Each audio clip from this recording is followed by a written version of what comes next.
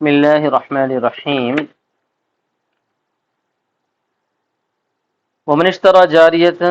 ب500 ثم باعها وأخرى معها، صفحہ نمبر 41۔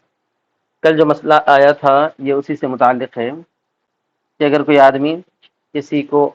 بیچا ایک باندی، پھر خریدار نے کیا کیا، اسی کو جو ہے کم قیمت میں فروخت کر دیا، تو یہ جائز نہیں ہے بولے تھے۔ یہاں پر کیا ہے، کم قیمت میں فروخت کرنے کے ساتھ ساتھ، نہیں کم قیمت میں نہیں، ساتھ میں دوسری باندی ملا کے فروخت کیا، کون؟ خریدار۔ اور جس آدمی نے خریدا ایک باندی ب500، کتنے میں؟ 500 میں، ثم باعها واخرى معها من البائع، پھر اس کو بیچا اور اس کے ساتھ بیچا دوسری کو، بائع کو، یعنی وہ باندی اور ساتھ میں دوسری باندی دونوں ملا کے بائع کو بیچا، کتنے میں؟ قبل ان ينقض ثمن، ينفذ نہیں ہو، ينقض ہے وہ، ثمن کو نقد کرنے سے پہلے پہلے، یعنی ثمن ادا کرنے سے پہلے پہلے، ب500، کتنے میں؟ 500 میں۔ کیا مطلب؟ 500 میں کسی سے باندی خریدا، پھر وہ باندی کو بھی اور ساتھ میں دوسری باندی کو، دونوں کو ملا کے 500 میں بیچا، فالبیع جائز، تو بیع جائز ہے، فی التی لم یشتریها من البائع، اس میں جس میں جو اس نے بائع سے نہیں خریدا، یعنی جو دوسری باندی ہے وہ باندی 500 میں فروخت ہو گئی، سمجھ لینا۔ وَيَبْطُلُ فِي الْأُخْرَى، اور دوسری میں جو ہے بیع کیا ہو جائے گی بھائی؟ باطل ہو جائے گی، یعنی وہ باندی جو بائع سے خریدا ہوا ہے وہ باندی میں بیع باطل ہو گئی۔ کیوں؟ وجہ کیا ہے؟ لِأَنَّهُ لَا بُدَّ أَن يُجْعَلَ بَعْضُ الثَّمَنِ بِمُقَابَلَةِ الَّتِي لَمْ يَشْتَرِهَا مِنْهُ، اس لیے کہ ضروری ہے کہ بنا دیا جائے بعض ثمن کو اس کے مقابلے میں جو اس نے اس سے نہیں خریدا، یعنی مشتری نے بائع سے جس باندی کو نہیں خریدا اس باندی میں ثمن کے بعض حصے کو منسوخ کرنا چاہیے، یعنی اس کی باندی جو انہیں اس سے نہیں خریدا۔ فَيَكُونُ مُشْتَرِيًا لِلْأُخْرَى بِأَقَلَّ مِمَّا بَاعَ، تو وہ ہو جائے گا دوسری کو خریدنے والا، کون؟ پہلے والا بائع اب خریدار بن رہا ہے، کس کو؟ دوسری کو، اس سے کم میں جتنے میں اس نے بیچا ہے۔ وَهُوَ فَاسِدٌ عِندَنَا، دوسری کو مطلب یہ کہ پہلی والی کو ہی، پہلی والی کو خریدنے والا شمار ہو جائے گا، پہلی والی کو خریدنے والا شمار ہو جائے گا اتنے میں جتنے میں اس نے بیچا ہے، اور وہ تو ہمارے پاس فاسد ہے، یعنی دونوں کو اگر ملا کے خرید رہا ہے تو ثمن کا بعض حصہ پہلی باندی سے ہوگا، بعض حصہ دوسری باندی سے ہوگا، تو جو حصہ جو ہے پہلی والی باندی سے ہے، جو حصہ یعنی جو بائع سے خریدا ہے وہ حصہ تو جو ہے ثمن کا باطل شمار ہو جائے گا۔ کیوں باطل شمار ہو جائے گا؟ اس لیے کہ یہ حدیث کے مطابق منع ہے کہ ہم کسی کو اتنے ہی میں اس سے کم میں بیچیں جتنے میں ہم نے ان سے خریدا تھا، ثمن پر قبضہ کرنے سے پہلے پہلے، ثمن پر قبضہ کرنے سے پہلے پہلے۔ اس حدیث کی وجہ سے پہلے جس باندی کو خریدا تھا اس باندی میں تو بیع باطل ہو گئی، لیکن پہلے بائع سے جس باندی کو نہیں خریدا تھا اس میں تو بیع جائز ہو گئی۔ وَلَمْ يُوجَدْ هَذَا الْمَعْنَى فِي صَاحِبَتِهَا، اور یہ معنی نہیں پایا گیا ہے اس کی ساتھی میں، یعنی دوسری باندی میں جو بائع سے نہیں خریدا تھا۔ لیکن ایک شبہ یہ رہ جاتا ہے کہ پھر جو ہے مبی کے اندر ایک میں بیع نہیں ہوئی تو دوسری میں بھی نہیں ہوگی، یہ شبہ باقی رہ جاتا ہے۔ تو اس کے بارے میں کہتے ہیں کہ وَلَا يَشِعُ الْفَسَادُ، فساد نہیں پھیلے گا، فساد کس میں نہیں پھیلے گا؟ دوسری والی باندی میں بھی فساد نہیں آئے گا۔ کیوں؟ لِكَوْنِهِ مُجْتَهَدًا فِيهِ، اس لیے کہ وہ اس میں اجتہاد کیا گیا ہے۔ اجتہاد کیا گیا ہے کا مطلب یہ ہے کہ ایسے عام حالات میں تو فساد ہو جاتا ہے، مبی میں ایک میں جو ہے اگر بیع نہیں ہو تو اس سے ساتھ میں جو دوسری لگی ہوئی ہے اس میں بھی بیع شمار نہیں ہوتی، لیکن یہاں پر فساد اس لیے نہیں پھیلائیں گے کیونکہ اس میں جو ہے اجتہاد کیا گیا ہے۔ امام شافعی رحمۃ اللہ علیہ کسی خریدار کو خریدنے کے بعد کم قیمت میں بائع کو جو ہے بیچنا جائز ہے کہتے ہیں، تو اسی اجتہاد کے چلنے کے پیش نظر ہم یہاں پر جو ہے فساد اس میں نہیں پھیلا بولیں گے، فساد زیادہ سے زیادہ پہلی والی باندی میں فساد ہے۔ او لأنه باعتبار شبہۃ الربا، یا اس لیے کہ ربا کے شبہ کا اعتبار ہے، ربا کے شبہ کا اعتبار اس میں ہے، کس میں ہے؟ پہلی والی باندی میں ہے۔ پہلی والی باندی جو ہے اگر 500 میں خرید کے اس سے کم میں بیچتا یا 1000 میں خرید کے 500 میں بیچتا تو وہاں ربا کا شبہ پایا جا سکتا تھا، لیکن یہاں پر شبہ ربا نہیں موجود ہے، یہاں پر شبہ ربا موجود نہیں ہے دوسری والی باندھی میں، لہذا وہاں تک جو ہے فساد نہیں آئے گا۔ او لأنه طار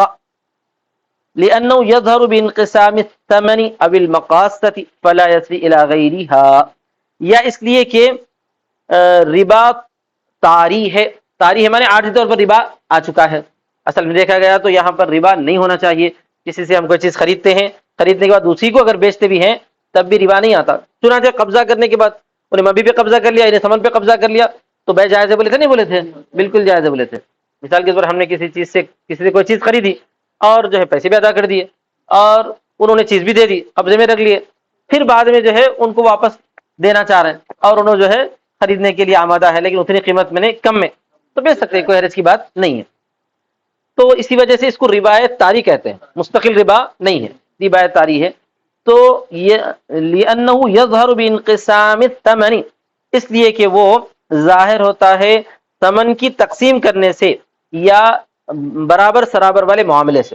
ثمن کی تقسیم کرنے سے یا برابر سرابر والے معاملے سے ربا طاری ہوتا ہے۔ کیسے ثمن تقسیم کریں کہ اس ثمن کو دونوں میں تقسیم کریں تو پھر سمجھ میں آتا ہے کہ یہاں پر ربا ہو رہا ہے، ورنہ اگر ایک آدمی 500 میں ایک باندھی خریدا پھر وہی آدمی جو ہے دوسری باندھی 500 میں بیچ رہا ہے تو کوئی ربا تو نظر نہیں آتا نا۔ ربا کب نظر آ رہا ہے کہ اس کے ساتھ اور ایک باندھی کو لگایا گیا ہے تو ربا نظر آ رہا ہے، جب اس باندھی کو ہٹا ہی دیا گیا اب تو ربا کہاں بچا ہوا ہے، ربا بچا ہوا نہیں ہے۔ تو اب خلاصہ کیا ہو جاتا ہے،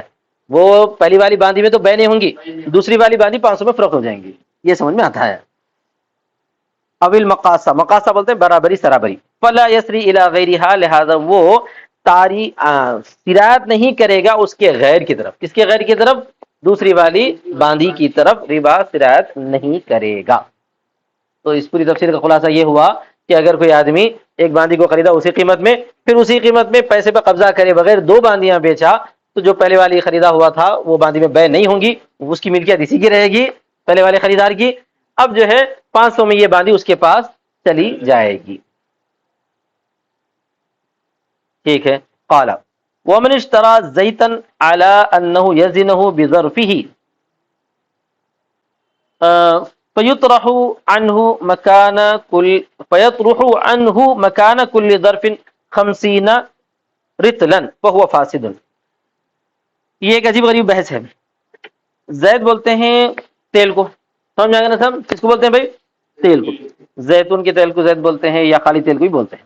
علی انہ یزنہ، تو جس آدمی نے خریدا ہے تیل کو اس شرط پر کہ وہ اس کا وزن کرے گا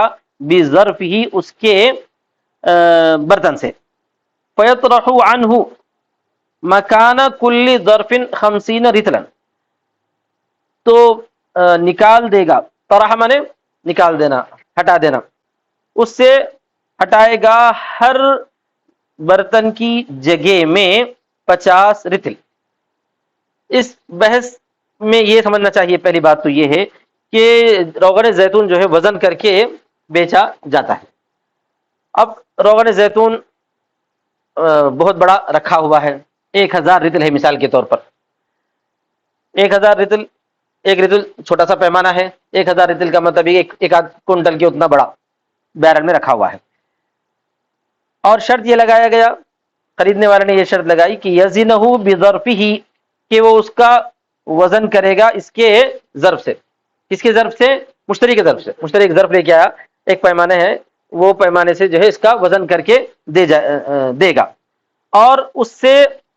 ہٹا دے گا ہر ظرف کے جگہ میں 50 رطل۔ اب وہ جو ظرف انہیں لے کے آیا اس ظرف کا وزن معلوم نہیں ہے، اس ظرف کا وزن معلوم نہیں کہ اس جو برتن میں کتنے وزن کا جو ہے زیتون آتا ہے، کتنے وزن کا زیتون نہیں، زیتون کا تیل کتنے وزن کا تیل آتا ہے وہ پتہ نہیں ہے، تو لہذا اس طرح کی بے فاسد ہو جائے گی، کیونکہ وہ جو زیتون رکھا ہوا ہے وہ ایک مقررہ ہے، اس میں سے جو ہے ہر رطل پہ کیا کہتے ہیں، ہر ایک وزن کے اوپر وہ ہر ایک برتن کے اندر جتنا وزن آتا ہے اس میں سے 50 رطل کم کرو، تو اس میں کتنا وزن آتا ہے اس کا پتہ ہی نہیں ہے، اس میں کتنا وزن آتا ہے اس کا پتہ ہی نہیں ہے، تو ایسی بے بالکل فاسد ہو جائے گی۔ ترجمہ دیکھیے، اور جس آدمی نے خریدا زیتون اس شرط پر کہ اس کا وزن کرے گا وہ اس کے پیمانے سے،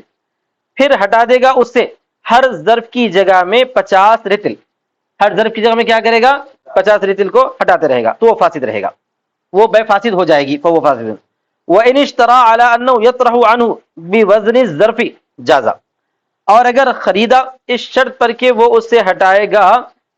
ظرف کے وزن کے برابر تو جائز ہے، خالی جو ہے پیمانہ لے کر اس وزن کے برابر جو ہے 50 رتل کم کرو تو یہ جائز نہیں ہے، لیکن اس ظرف کا وزن کر کے، اس ظرف کا وزن کر کے اتنا جو ہے ہٹا دو تو جائز ہے، کیونکہ دوسری والی کے اندر جو ہے ظرف کے وزن کو دیکھا گیا ہے، ظرف کے وزن کو دیکھا گیا، اتنا نکال کے بقیہ جو ہے بیچ دو مجھے، یہ جائز ہے۔ پہلی والی شرط کے اندر کیا تھا کہ جو ہے 50 رتل کم کر دو، 50 رتل کم کر دو تو یہ جائز نہیں قرار دیا گیا ہے، کیونکہ لأن الشرط لا يقتضيه العقد، شرط الاول اس لیے کہ پہلی جو شرط ہے وہ عقد کا تقاضا نہیں کرتی، والثانی يقتضيه، اور دوسری شرط جو ہے عقد کا تقاضا کرتی ہے۔